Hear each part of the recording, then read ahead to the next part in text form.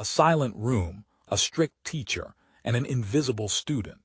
Amid restrained tears and unexpected words, an encounter transforms tests into revelations and numbers into humanity. A story about hope that arises where no one believed it was possible. The autumn sun filtered through the windows of room 103, casting golden beams on empty desks and scattered papers. Helen Roberts, 58, adjusted her thin-framed glasses and continued organizing the literature exams administered that morning.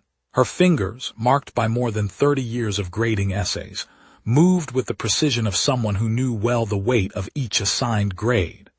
The high school where she had been teaching for 2 decades had peeling walls and narrow corridors, but for Helen, it was a battlefield where she waged her personal war for excellence. Known for her inflexible stance, she carried the nickname Mrs. Ruler, straight, tough, and precise in her evaluations. "Numbers don't lie," she used to say at parent meetings, while pointing to impeccably organized graphs and spreadsheets. "Results are what matter in the real world." That Friday, the literature test on Shakespeare had been particularly challenging. Helen took pride in that. For her, separating the dedicated from the lazy was an essential part of education, a necessary filter that prepared young people for the relentless reality that awaited them after graduation. "You really went hard this time," remarked Lisa, the math teacher, eyeing the questions on the desk. "Are you sure it's suitable for second-year students?" Helen just raised her chin. "If they can't interpret Hamlet now, Lisa, what do you expect them to do in college?" Her colleague shrugged and left the room, leaving Helen with her tests and her silence. At the back of the empty room, the old wall clock showed 20 minutes to 4 in the afternoon. The hallways, still full of noisy teenagers, were beginning to empty as the school buses started to depart. Helen heard laughter in the corridor and looked up, annoyed by the interruption.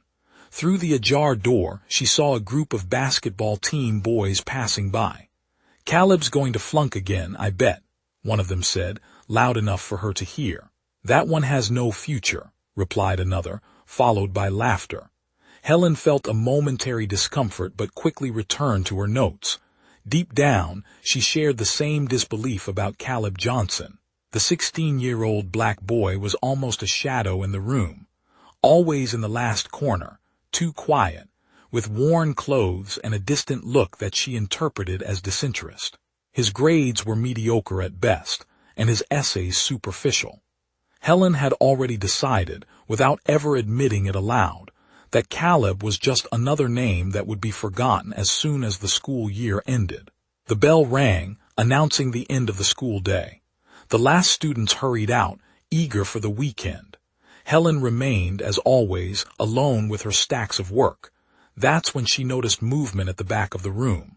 Caleb was still there, sitting in the last row, his head down, his shoulders shaking at irregular intervals. Helen sighed, imagining it was yet another scene of excuses for unsubmitted assignments or requests for extensions, situations she abhorred. "School hours are over, Mr. Johnson," she said, without lifting her eyes from her papers. There was no response, just the muffled sound of a ragged breath. When she finally looked, Helen realized the boy was crying. It wasn't an exaggerated or dramatic cry like she had seen so many times in teenagers trying to manipulate her for better grades. It was something restrained, painful, as if he was trying at all costs to hide that vulnerability. Helen stood up hesitant. Comforting students had never been her strong suit. In her view, tears were merely emotional distractions on the path to learning. "Caleb, are you okay?" she asked, approaching with cautious steps. The boy didn't answer. He just pushed a paper across the table without raising his eyes.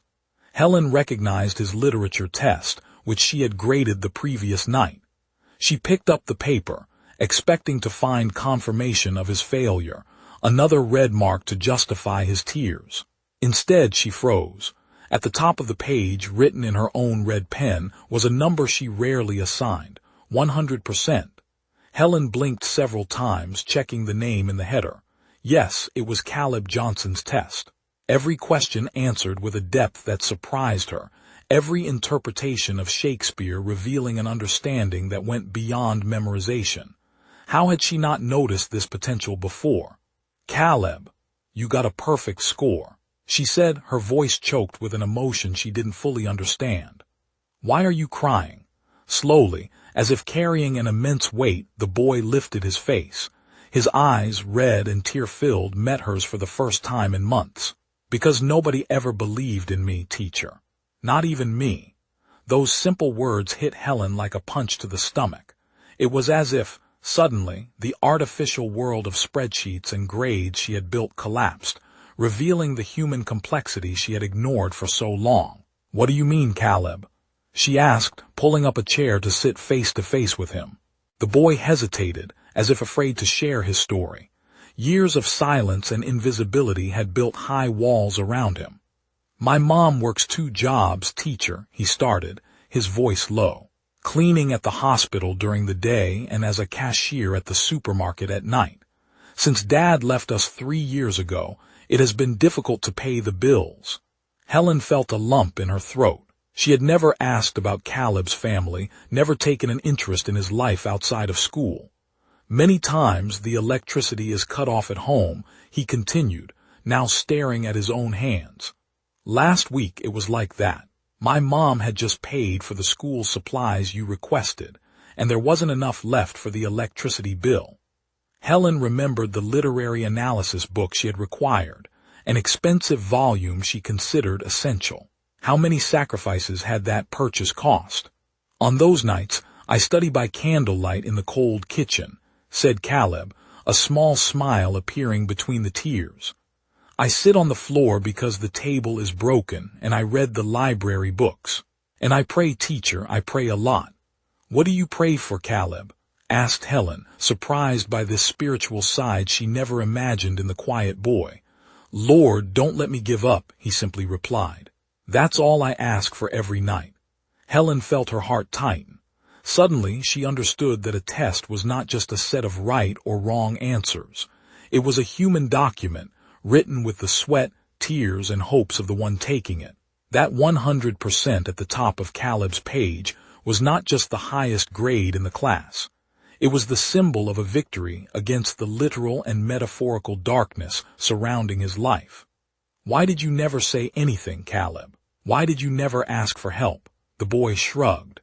"You always say you don't accept excuses, only results," he replied without any malice in his voice. "So I decided not to give excuses, only results." Helen felt as if her own words, repeated with such conviction over the years, were now coming back to haunt her. She had built such a high wall of inflexible expectations that students like Caleb preferred to suffer in silence rather than ask for help. "Do you know what made me happiest about this grade?" Caleb asked, wiping the tears with the back of his hands. "It wasn't just for me. It was thinking about the look on my mom's face when she sees it. She comes home so tired every day, but never complains. She always says she is doing it so I can have a better future than hers." Helen realized, ashamed, that she had never considered the weight of her assessments beyond the school walls. That piece of paper she now held in her hands represented much more than academic knowledge. It was a beacon of hope for an entire family. "Caleb, Helen hesitated, the words stuck in her throat. Apologizing had never been her strong suit. "I would like to learn more about you and your interests in literature. You've shown an exceptional understanding of Shakespeare." The boy's face lit up as if someone had turned on a light inside him. "I love literature, teacher. When I read, I can be anywhere, be anyone. I'm no longer just the poor boy in the back row." That afternoon marked a transformation in Helen Roberts. For the first time in decades of teaching, she saw beyond the grades and saw the person behind them. Like a curtain opening, she began to notice details she had previously ignored. Caleb's worn-out shoes, the same shirt worn several days in a row, the way he saved half of the school lunch to take home. In the following days, Helen stopped being just the strict teacher. She became a mentor. She started staying after hours to help Caleb with additional readings. She discovered that he had a unique, original voice when he wrote.